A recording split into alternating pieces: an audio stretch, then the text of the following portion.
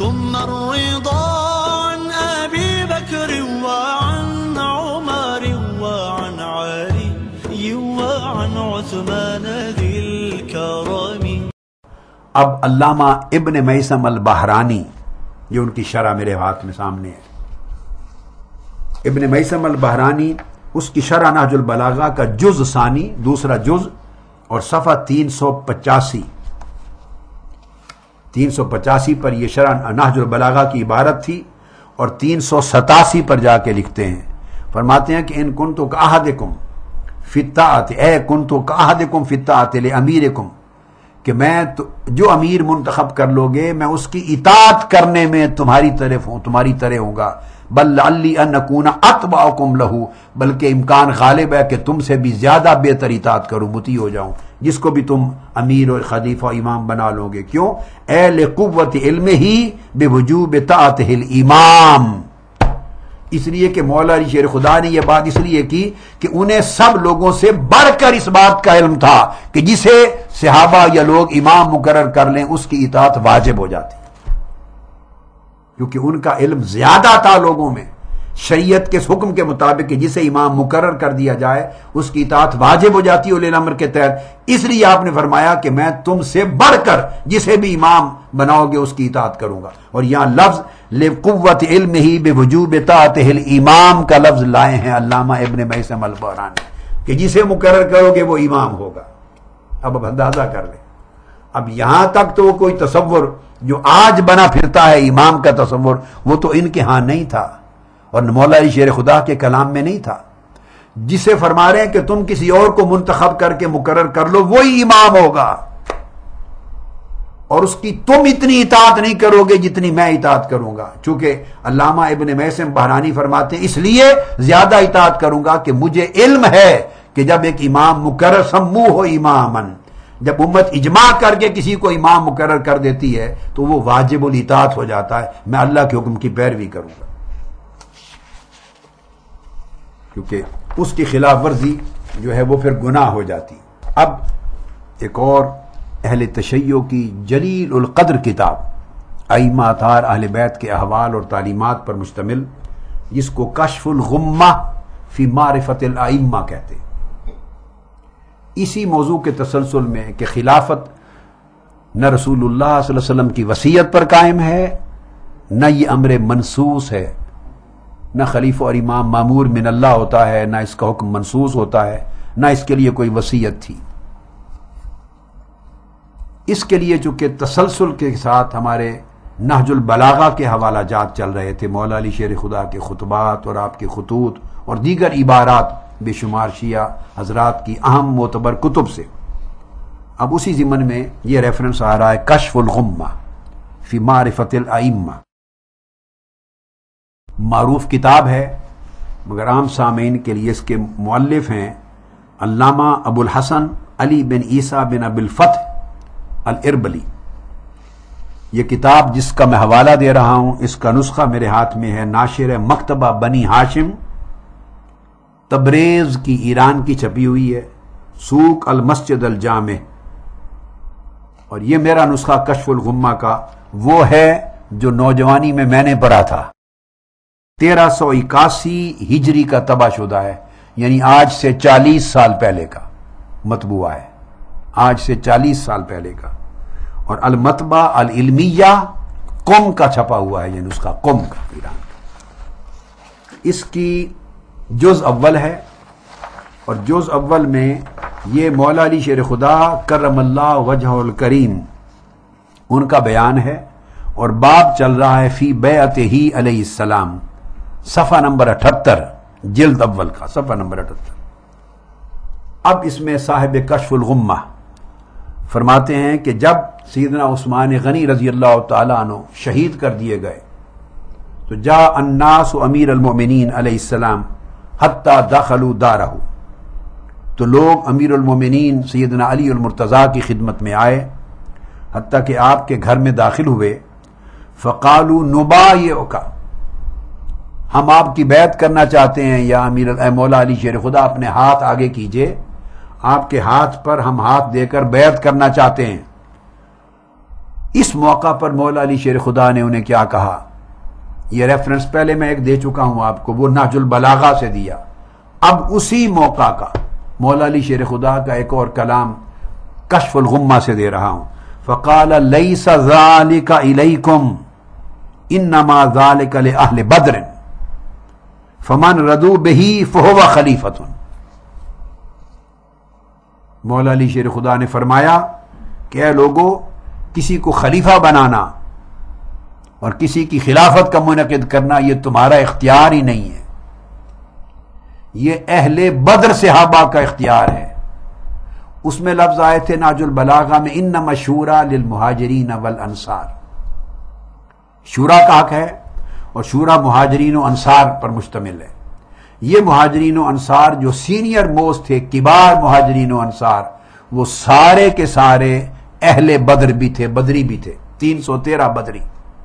اونچے درجے کے یہی بدری صحابہ شورائے مہاجرین و انصار کے ممبر ہوتے تھے، جو شورائے عام تھی۔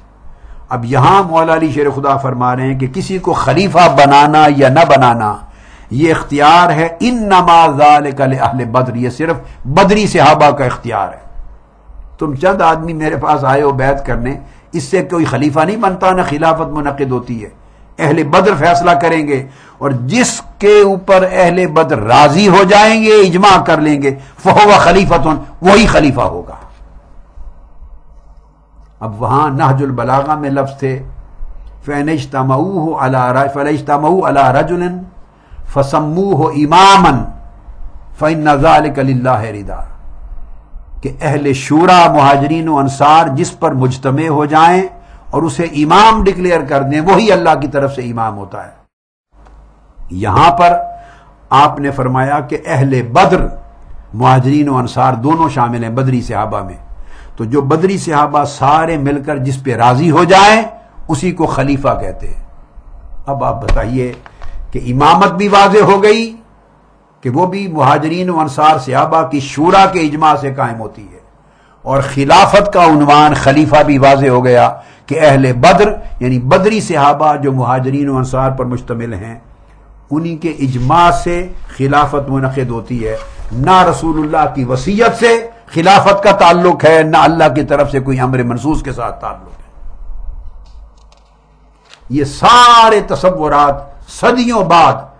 سیاسی ضرورت کے تحت گڑے گئے اور اسے عقیدہ بنا دیا گیا، اور جب عقیدہ بنا دیا گیا تو پھر موضوع روایتوں میں سندیں بنا کے کتابوں میں داخل کر دی گئیں۔ اب صدیاں گزر گئیں، لوگ وہی پڑھتے ہیں اور وہ سمجھتے ہیں کہ شاید جو کچھ کہا ائمہ نے کہا تھا۔ ان تمام کتابوں کے اور ان تصورات کو چھوڑ کر ترک کر کے سب سے اعلیٰ ائمہ کے جو اپنے اقوال ہیں اور مولا علی شیر خدا کے اپنے فرمودات ہیں وہ سند ہے، وہ واضح کر رہا ہے کہ اصول کیا ہے خلافت و امامت کا۔ اب اس کے بعد ایک اور ریفرنس کوٹ کر رہا ہوں، شیعہ حضرات کی بہت بڑی عظیم الشان معتبر کتاب ہے ناسخ التواریخ، زندگانی علی ابن ابی طالب، ناسخ التواریخ، میرزا محمد تقی لسان الملک، اس کی 5ویں جلد ہے، یہ بھی ایران کی چھپی ہوئی ہے، اور 5ویں جلد میں صفحہ 115 ایرانی طبع کا بڑا نسخہ ہے، بڑا۔ اب اس کے حوالے کو پڑھیے، در احوالات حضرت امیر المؤمنین علیہ السلام، یہ باب ہے، اور نیچے جو عنوان ہے وہ ہے رسالت جریر بن عبداللہ البجلی از جانب امیر المؤمنین بنزدیک معاویہ۔ اس میں بھی وہ خط دے کر آپ نے بھیجا ہے حضرت امیر معاویہ کی طرف، مولا علی شیر خدا کرم اللہ وجہ الکریم نے وہی خط جس کا ذکر نہج البلاغہ سے آپ پڑھ چکے اور سن چکے ہیں، اب وہ ناسخ التواریخ سے دے رہا ہوں۔ مولا علی شیر خدا رضی اللہ تعالی عنہ اس میں بھی ناسخ التواریخ کے مطابق بھی، یعنی بیان کرنے کا مقصد یہ ہے کہ تمام کتب اہل تشیع کی بالاجماع وہی مضمون نہج البلاغہ کا بغیر اختلاف کے کوٹ کرتے ہیں۔ اب مولا علی شیر خدا نے فرمایا اب یہ حضرت امیر معاویہ کو دلیل دے رہے ہیں،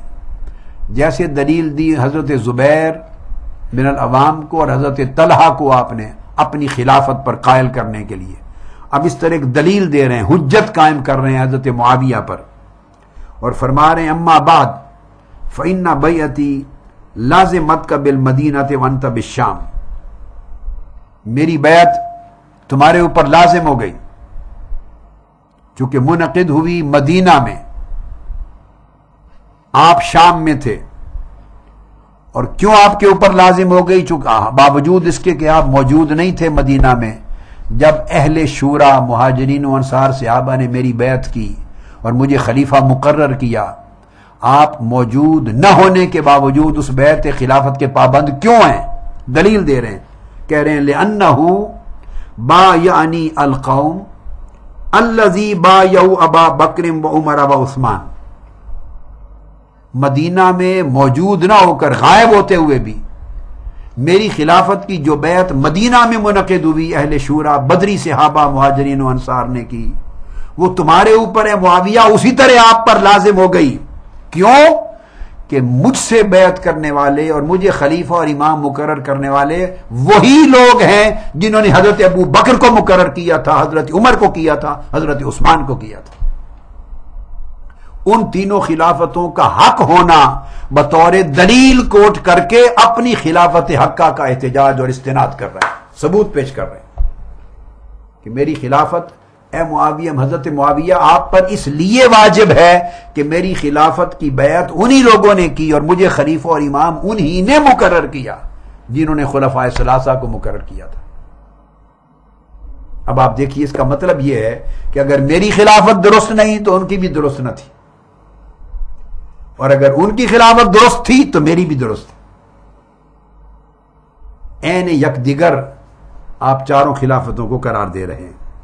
اور پھر آپ فرماتے ہیں الا ما بویعوا علیہ، اور میری خلافت بھی انہی شرائط پر میری بیعت ہوئی جن شرائط خلافت پر پہلے تین خلفاء کی بیعت ہوئی تھی۔ فلم یک للشاہد ان یختار ولا للغائب ان یرد، لہذا کوئی وہ شخص جو موجود تھا اس وقت جب میری بیعت خلافت ہوئی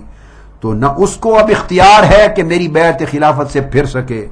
ولا للغائب ان یرد، اور نہ کوئی شخص جو غائب تھا اسے اختیار ہے کہ وہ رد کرے میری خلافت کو، اس لیے کہ میری خلافت اسی اصول پر، شریعت کے اسی طریق پر اور امت کے بدری صحابہ کے اجماع مہاجرین و انصار کے اسی منہاج پر واقع ہوئی جس منہاج پر خلفائے ثلاثہ کی قائم تھی۔ تو نہ کسی غائب کو مجال انکار ہے، نہ کسی شاہد کو مجال انکار ہے۔ پھر آپ اگلی دلیل لائے ہیں کہ خلافت کو، کسی کی خلافت کو منعقد کرنا، کسی کو خلیفہ ڈکلیئر کرنا، کسی کو امام ڈکلیئر کرنا، یہ حق صرف شورا کا ہے۔ انما الشورى للمہاجرین والانصار، اور شورا بدری صحابہ مہاجرین و انصار پر مشتمل ہے۔ فاذا اجتمعوا على رجل فسموه اماما كان ذلك لله رضا، یہ شورا کے مہاجرین و انصار صحابہ جس ایک شخص پر اجماع کر لیں اور مل کر کہہ دیں کہ تم امام اور خلیفہ ہو، وہی اللہ کی طرف سے خلیفہ اور امام ہوتا ہے۔ سو میری خلافت حق کا اجماع صحابہ سے منعقد ہوئی ہے، مہاجرین و انصار کے اجماع سے، لہذا کسی کو اب تمہیں اور کسی اور کو بھی میری خلافت کے انکار کا حق نہیں ہے۔ تو آپ نے دیکھا کہ اس میں بھی کسی وصیت رسول کا ذکر نہیں، کسی قرآنی نص کا ذکر نہیں ہے، مامور من اللہ ہونے کا ذکر نہیں۔ یہ کانسیپٹ ہی نہیں تھا مولا علی شیر خدا کے ذہن میں اور آپ کے عقیدہ میں کہ یہ وصیت پر قائم ہے خلافت، یا اللہ کی طرف سے منصوص ہے، یا مامور من اللہ ہوتا ہے۔ آپ چاروں خلافتوں کو ایک ہی درجے میں مماثل قرار دے رہے ہیں۔ سو چاروں خلافتیں حق ہیں،